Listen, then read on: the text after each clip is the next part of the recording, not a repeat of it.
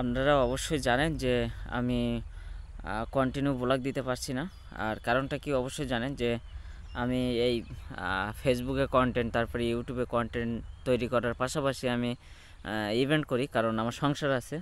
আর Facebook আর YouTube নিয়ে পড়ে থাকলে কিন্তু কোনো রকমভাবে সংসার চালানো পসিবল না, কারণ কোনো মাসে ইনকাম আসবে, কোনো মাসে আসবে না। এখন যেহেতু আমার অল্প সাবস্ক্রাইবার বা অল্প ফেসবুক ফলোয়ার, এই জন্য সেহেতু আমাকে ইভেন্ট করতে হয়, ফটোগ্রাফি, সিনেমাটোগ্রাফি, তারপরে কিছু কিছু বিয়ের কাজ, প্রজেক্টের কাজ আমি করি, কারণ সংসার চালানোর জন্য।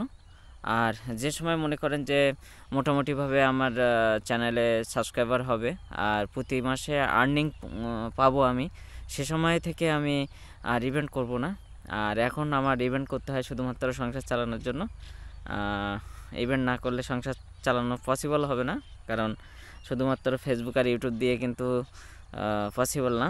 আবার এর ভিতরে আমি কিছু কিছু কথা বলতে চাই। যারা আমাকে বলেন যে আপনার ইনকাম কত, আমি তাদেরকে বলে দেই যে ইউটিউব এবং ফেসবুক থেকে ইনকাম তেমন একটা হয় না, কারণ আমার ইউটিউব এবং ফেসবুকে ফলোয়ার খুব কম, এই জন্য প্রতি মাসে হয় না। তবে যদি কন্টিনিউ ভিডিও দেওয়া হয় তাহলে পসিবল হয়, যদি ভিউ হয়। ভিউয়ের উপর ডিপেন্ড করে, কারণ যত বেশি ভিউ হবে তত বেশি ভিডিওতে অ্যাড আসবে, যার কারণে ইনকাম হবে।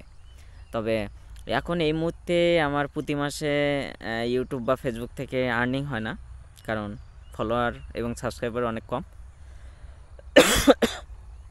আমার মূলত আর্নিং হয় ইভেন্ট থেকে, ইভেন্ট করে, কারণ আমি বিয়ের ভিডিও, তারপরে ছবি, তারপরে বার্থডে ভিডিও, বিভিন্ন অনুষ্ঠানের ভিডিওর পাশাপাশি আমি এই ইউটিউব এবং ফেসবুকে কন্টেন্ট তৈরি করি।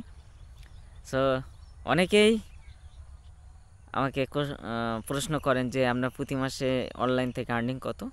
সো ক্লিয়ার হয়ে গেল। আর আপনারা এই মুহূর্তে আমাকে আর জিজ্ঞেস করবেন না, যারা যারা আমাকে জিজ্ঞেস করেন যে আপনার ইউটিউব এবং ফেসবুক থেকে আর্নিং কত, কারণ এটা জিজ্ঞেস করতে নেই। একটা একটা মেয়ে মানুষ যেরকম পুরুষ মানুষের কাছে জিজ্ঞেস করতে নেই যে কত ইনকাম করেন আপনি প্রতি মাসে, অপরিচিত কোনো ব্যক্তির কাছে।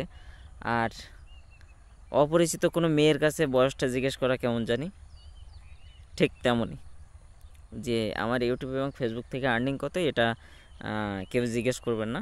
আর এটা বলা পসিবল না, কারণ আর্নিং হয় না তো। আমি শুধু শুধু কেন বলবো যে আমার এত টাকা আর্নিং হয়? আর্নিং হয়, কিন্তু যে আর্নিংটা হয় সে আর্নিং দিয়ে একটা পরিবার চলা পসিবল না এই মুহূর্তে। যখন দেখা যাচ্ছে আমার চ্যানেলে 1 মিলিয়ন 2 মিলিয়ন সাবস্ক্রাইবার আছে, বা ফেসবুক পেজে 1 মিলিয়ন 2 মিলিয়ন আছে, তখন আর কি ইনকামের ব্যাপারটা বলা যায় যে আমার মাসে এত টাকা ইনকাম। আমার হুদাই আমার বলে লাভ নেই যে আমার ইউটিউব চ্যানেল থেকে এত ইনকাম বা ফেসবুক পেজ থেকে এত ইনকাম। আমি কত টাকা ইনকাম করি সেটা বলা যাবে না, আর বলাও পসিবল না। কোনো মাসে 10,000, কোনো মাসে 20,000, তবে এটা কিন্তু ইউটিউব চ্যানেল বা ফেসবুক পেজ থেকে না, আমি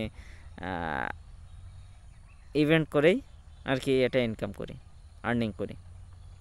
সো আর যারা যারা ফেসবুকে কন্টেন্ট তৈরি করেন বা ইউটিউবে কন্টেন্ট তৈরি করেন, আমি তাদেরকে উদ্দেশ্য করে বলবো যে ফেসবুকে বা ইউটিউবে যদি কন্টেন্ট তৈরিই করেন তাহলে কন্টিনিউ হন, কন্টিনিউ কন্টেন্ট তৈরি করেন, তাহলে দেখা যাচ্ছে যে একটা বেনিফিট আসবে এটা থেকে।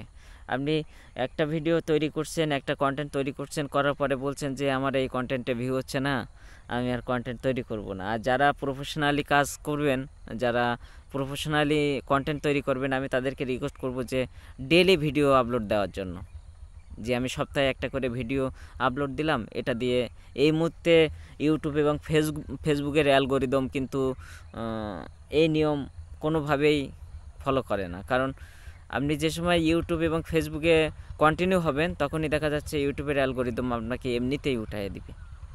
এমনিতে আপনার ফেসবুক ফলোয়ার বাড়বে, তারপর ইউটিউব চ্যানেলে সাবস্ক্রাইবার বাড়বে। সো বুঝতেই পারছেন, ক্লিয়ার করে দিলাম আপনাদেরকে। যারা কন্টেন্ট তৈরি করবেন তাদেরকে আমি রিকোয়েস্ট করব যে কন্টিনিউ হন, ডেইলি ভিডিও আপলোড করেন, তাহলে দেখা যাচ্ছে ইউটিউব এবং ফেসবুক অ্যালগোরিদম আপনাকে ভালো মতো উঠাই দিচ্ছে। সো ভালো থাকবেন সবাই, সুস্থ থাকবেন। নেক্সট ভিডিওতে দেখা হচ্ছে। আর যারা যারা আমাকে জিজ্ঞেস করেন যে আপনার ইউটিউব এবং ফেসবুক থেকে ইনকাম কত, তারা জিজ্ঞেস করবেন না। যখন আমার ইউটিউব চ্যানেলে 1 মিলিয়ন সাবস্ক্রাইবার হবে বা ফেসবুক পেজে 1 মিলিয়ন ফলোয়ার হবে, তখন আপনাদেরকে বলবো যে আমার মাসে এত টাকা ইনকাম হয়। সো লজ্জা দিবেন না। ভালো থাকবেন সবাই।